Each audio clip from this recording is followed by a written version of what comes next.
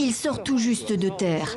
L'hôpital de Huashan-Shan, construit en une dizaine de jours, et ses personnels n'ont pas eu le temps de souffler. Nouvelle arrivée de patients ce jeudi. 1000 lits de capacité ici, très insuffisants face aux besoins croissants.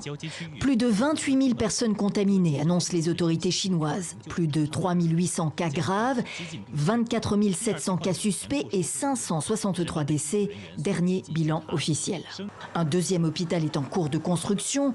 Des hôpitaux de fortune sont aménagés en attendant, ici dans un centre de conférence, ailleurs dans un gymnase, avec des lits pour les patients qui présentent des symptômes légers.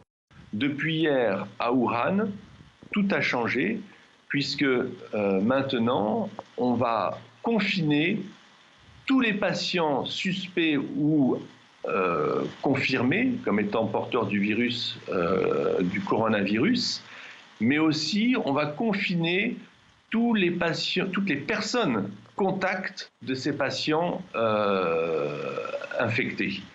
Les autorités chinoises sont sur le pied de guerre pour venir à bout du coronavirus. Mais 2 semaines après le confinement de Wuhan et de ses 11 millions d'habitants, les médecins eux-mêmes sont sous extrême pression. On manque des masques, on manque de matériel. Si vous voulez, un médecin en réanimation, il a un masque par jour.